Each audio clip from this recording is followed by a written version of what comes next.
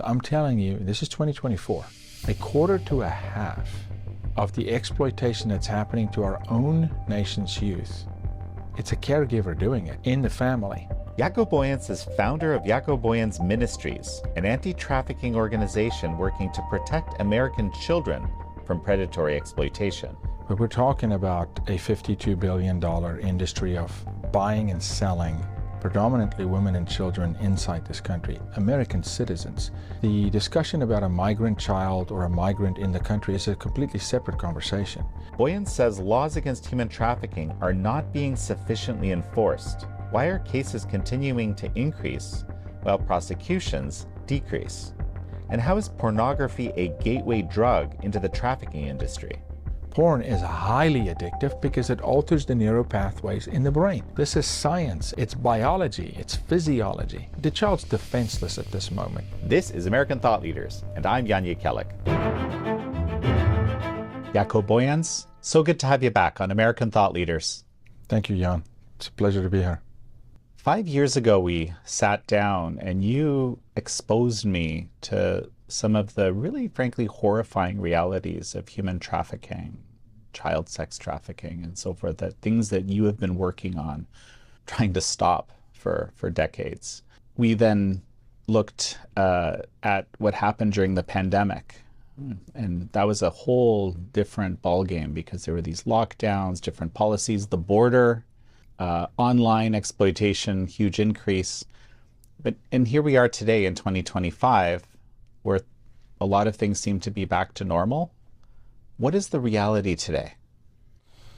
Thank you for consistently tackling the tough subjects, Jan, and to the network as well. You guys do phenomenal work. Unfortunately, trafficking of persons continue to increase.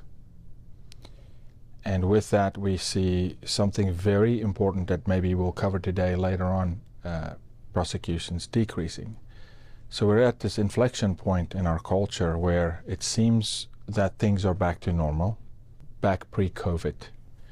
People are back at work, systems, kids are in regular school schedules, because you know a country runs around school schedule. But things are not normal. There's a very, very dark element underneath the surface.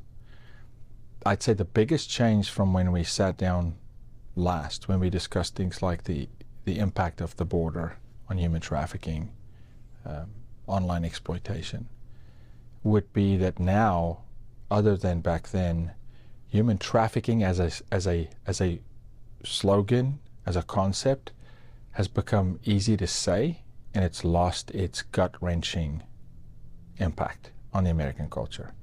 And that's particularly dangerous, because if it becomes table talk, or it's general speak at lunch hour, and it doesn't have that guttural, visceral imagery of, what am I talking about? The pause effect of, wait a second, human beings in 2025, predominantly children, are being enslaved through servitude, now debt bondage, labor trafficking, but mostly sex trafficking. That's a big concern for me. Because when society grows numb to the definition and it loses its impact, society will easily allow it to blend in, and that's what's happening. Can you give me a picture, first of all, of the scale of this? And then I want to get you to, I guess, remind our audience, especially those that may not have seen some of our interviews before, what you do and why you do it. Yeah, thank you. The scale is enormous, and I wish I could tell you that it has decreased. But we're talking about a $52 billion industry of buying and selling predominantly women and children inside this country, American citizens. The discussion about a migrant child or a migrant in the country is a completely separate conversation. Those statistics are purely just on American children. We are still, by a long stretch, the #1 nation on earth where sexual exploitation is happening and it's commercialized. Unfortunately, we're the #1 producer of pornography, consumer of pornography. American Gen Z is the societal category that watches the most pornography on planet Earth. You're also looking at American... Yes. Hold the presses for a second. Yeah. at 20 minutes a day, Yeah. I mean, what age group, and they're, on average, where do these numbers come from? Well, these numbers are all collected from think tanks, the Department of Justice, FBI, agencies that collect data, that we constantly are curating data. Give an example. The average first exposure to pornography in America are now boys age 8. When we met last time, the average exploited child was 12 to 14. That's now 11. So we're moving in the wrong direction. Part and parcel because of technology, and technology is rapidly advancing and putting tool sets in predators' hands to make it easier to conduct their atrocities. But culturally, we're not frowning upon the details. Can we talk about how many 16, 17-year-olds in America today are walking felons? When you distribute naked imagery of a minor, that's a felony. Children are distributing sexual images of children among peer groups. In our society, it's blending into everyday life. There's a study that was recently done by a group that I'm an advisor to, phenomenal group, that is an institute for survivor care, okay? Dr. Jean Ellert. And this study looked at 2,000 cases in law enforcement of human trafficking of children. And the study proved the following: 22%, so a quarter, to 47%, a half, of all domestic trafficking cases is perpetrated by the caregiver. So I'm telling you, this is 2024, a quarter to a half of the exploitation that's happening to our own nation's youth, it's a caregiver doing it. It's a familial figure in the family. We knew that was happening when we talked last, but those numbers are staggering. And it's inverting to where the predominant force exploiting our youth is closer in proximity than it used to be. That makes it infinitely more difficult for the victim to speak up. Because when we use terms in this country such as grooming, desensitization, what are we really saying? We're really just saying a predator is gaining proximity to a target. Desensitizing to get proximity. Well, what if you do not have to desensitize and the grooming doesn't have to happen because the predator is the provider? The predator is already the caregiver. The predator is already a coach or a figure with influence, real power. And remember, human trafficking is at a ground level just the exploitation of vulnerabilities. The predators are just really good at identifying vulnerabilities. So when you look at Maslow's hierarchy of needs, the bottom of the rung is food and shelter. We see people trafficked all the way up to the top tier of love and belonging, of purpose, of identity. So now let's ask that question of American Gen Z. If you take a snapshot of American Gen Z, arguably, they're the most identity-less members of our society. They are very wide in information, surface level deep. There's evident vulnerabilities that's displayed online. So the predators have their pick. And this lack, you're basically saying that this lack of a strong developed identity makes someone much more vulnerable to being used by these people. Absolutely. Because if your deepest desire is love and belonging, we have real cases that we can discuss. I'll give you a brief example. A real case. We'll call this girl Sarah. Sarah's 13. She has a deep desire to play on a soccer team. She doesn't make the team, but she serves the team as kind of a water girl, right? This predator notices this online because she talks about that. She talks that her sister makes the varsity team.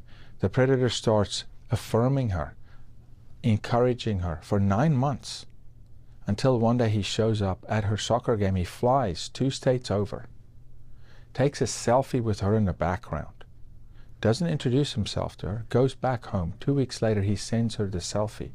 And he said, when your dad doesn't show up, I will show up. You can trust me. He's earning her favor. She says to him online, you should have said hello. There's such a deep desire for that child to be seen, to be affirmed, So it's the exploitation of vulnerabilities. Unfortunately, Gen Z display their vulnerabilities publicly. It's not hidden. They overshare publicly.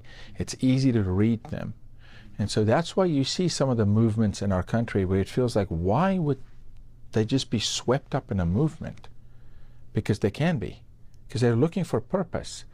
If the purpose is nefarious and it's an exploiter, they will always implicate the victim in the crime. And here's what happens, Jan, that we've now determined unilaterally. The second sexual exploitation happens to a person, whether it's a rape, as egregious as a rape, or repeated violation, or trafficking, right? We have to do better in this country looking at EQ, not IQ. The emotional health of our nation is not good, okay? The first thing that happens to that person is guilt, shame, and condemnation floods them. They feel guilty, but they're not the perpetrator, they're the victim. Thank you for tuning in to American Thought Leaders. In a world where spin and agendas dominate the headlines, I'm proud to bring you unfiltered insights from the brightest minds in America, from a relative outsider Canadian perspective. To keep this possible and to access even more exclusive content, in-depth documentaries, in our daily digital newspaper, consider subscribing to the Epoch Times today. It's your way to support independent journalism. Just hit the link in the description below to subscribe and unlock the full American Thought Leaders experience and so much more. You can try it today for just $1 a week. So just hit the link in the description below. And now back to the interview. And we're back with Jaco Booyens, founder of the JBM Anti-Trafficking Organization. Very briefly, the connection between pornography and the trafficking, however it manifests, if you can kind of explain that picture. Yes. When we say pornography is the gateway drug to human trafficking, those who watch porn would say, well, I don't buy people, but you are engaging in the gateway drug. Why is it the gateway drug? Because it's the only drug that triggers an internal drug. Sex is internal. It's chemical. When you go through puberty, your brain releases a hormone. Your body releases chemistry. When you bond trauma to the internal chemistry of your body, this is trauma bonding. That's deep-rooted trauma that normally goes and gets hidden, it gets suppressed, then disassociation happens. So it takes years for someone to be willing to even recognize or talk about it. So pornography desensitizes any individual to what could be, and most often is, not okay. When men watch pornography, the average porn scene available to Americans, on average, is 2 guys and 1 woman. Now, I just told you that the average exposure to porn for the first time is a boy that's 8 years old. So when an 8-year-old boy sees hardcore pornography, we're not talking about a pin-up girl without her top on in a magazine. We're talking about 2K, 4K cameras, multiple angles, 2 guys nude together with 1 girl. Immediately, in a second, there's chemical reaction in his brain. Neurons start to fire. He's prepubescent, which means he's now starting to produce sex hormones. Pre-puberty. You can never turn it off. Immediately, love and belonging is shattered. Consent is shattered. What is conditional and unconditional love is shattered because it's all fake. It's a scene that was filmed. He's probably watching Take 52. This is not reality. No marriage is pornography. So there's a complete altered reality that is then what we call imprinted into him. It's internal. It's not like you're taking alcohol from an alcoholic and he dries up, he sobers up. Sexual violation stays with you. It's internal. So now that child is grappling with issues that married adults struggle with. But he's 8 or she's 12. And when it becomes physical, now it's dangerous because that child can now very quickly develop an attraction to it because it's highly addictive. Porn is highly addictive because it alters the neural pathways in the brain. It literally shuts down certain areas of the brain and fires up other areas. This is real. This is science. It's biology. It's physiology. The child's defenseless at this moment. Now, let's just say that child doesn't engage with anybody. A predator will see that child online because they speak a certain way. They address themselves. They present themselves a certain way. So that's why we say porn is the gateway drug. It desensitizes. It breaks down barriers societally, but definitely at the individual. And it's the #1 tool a predator uses to prepare a child for human trafficking. They use porn to desensitize the child. They use porn to train the child on how to perform. Why would we allow a tool like that to freely impact our children? It's a dangerous, dangerous game, and I know it's contentious because you'll find that those who are pro-pornography will cite the First Amendment and want to make it a freedom of speech, freedom of expression issue. This is me speaking for me. I highly doubt that our founding fathers considered that we would get the freedom of speech in order to take our own demonic vices and impress them and express them onto children that are vulnerable under the guise of freedom of expression, freedom of speech. So it's something we're grappling with a lot in this country. I'll take a snapshot of the church. In 2023 and 2024, only 22% of American pastors mentioned pornography from the pulpit. It is this dark, dangerous dragon that is prowling amongst our youth, and not even the church is addressing it for what it is. I've heard argued that the reason for that is that just too many people are themselves have become addicted and have their own shame and their own issues. That's right. With it, and they don't want to deal with it. I've covered the issue of pornography specifically a number of times on the show, and that's exactly my sense. Like, it's just something that is unbelievably impactful, but it's just something that's societally, the thing you don't really ever talk about. You're nailing it, and to perhaps move on from pornography, but I'll say this to you. This is how I explain it. Asking a man to close the poison well he drinks from doesn't work. He first needs to stop drinking from the poison well. So when we ask fathers to step up and fight for the morality of children, but the father is living under guilt because he himself is addicted to pornography, it's very difficult. So at the end of the day, it's always going to start with me.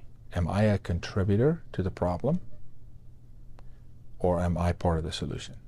Let's go back a little bit and just tell me how you got involved in trying to counter human trafficking. Yeah, what a story. I'm from South Africa, as you know. Very proud immigrant to this country, very proud citizen to this country. Momentous moment to stand in front of a judge and hear, welcome, newest member to the United States. But in South Africa, in 1994, I was a senior in high school. My sister Ilonka, at that year, was 12 years old. She wins a national singing competition. The record label delivers on everything they promise. We are with her all the way, every step of the way. And it ends up that Ilonka is trafficked through that record label. Ilonka then goes on and she's trafficked for 6 years through the entertainment industry. We don't know that she's trafficked while this is happening. I'm an 18-year-old. Ilonka is rescued in 2001. I am, by God's grace, there for the rescue, part of the rescue. Still, we don't know what she endured. We made an agreement we would immigrate to the United States, and we get to the U.S., and after arriving here, months after 9/11, Ilonka sits down with the family and tells us in great detail what men had done to her. She exposes us to human trafficking, which wasn't even a concept on my mind. She talks to us about hundreds of 12 and 13-year-old girls in sex trafficking rings across the globe that she was exposed to, particularly in Africa. She talks to you about the type of clientele or buyer, and the profile is not what people think, and your world shatters. Your heart breaks for your sister, but immediately I condemned myself. Like, where was I as the brother, the caretaker of the family? There's no father in the family. And the reality is I had no chance. Nobody had a chance because the predators are so skillful. Yes, being raised without a father made her more vulnerable. Yes, a single mother working 2 jobs and a brother that's in sport and a younger brother makes her more vulnerable. So we learned firsthand. Our entry into human trafficking was through the horrific testimony of my sister. And that night, when the rescue happened on the border of South Africa and another country, I heard God's voice. I'm walking across the street to part of this rescue, and I hear God say, "Not another one." And that's still our mission every morning. One child at a time, not another one. We will never stop. We do not lose momentum or steam. As a matter of fact, we are more gung-ho than ever before. And gung-ho with what exactly? Gung-ho to see the afflicted liberated, but not just see survivors restored, but to combat this thing before it happens. By the time a child gets trafficked, society has failed that child. We need to do a lot better at recognizing the vulnerabilities in children and shoring up those vulnerabilities before the predator exploits them, because that's all the predator's doing. Jan, I don't know if you know this, but the average predator in America invests 9 months in a victim before they strike. Ask the potential victim to self-expose or physically meet in person. 9 months. The average predator at any given time profiles and engages with 32 potential victims at the same time. One predator, 32 potential victims at the same time. At any given moment in America, there's 750,000 active predators online right now as we speak, times 32. You're talking about millions of American children being profiled as we speak in everyday life. And they don't know what the wolf looks like. They don't know how the wolf talks. Where would he show up? They're told that it looks like kidnapping, or you would self-evidently see it when it happens. They don't know the wolf is in their DMs. He's the one sending them emojis. He's a coach, a pastor perhaps, an elected official, a maintenance man. The average buyer of sex with children in America is a father of 2, married, earning north of $100,000 a year. A final thought as we finish?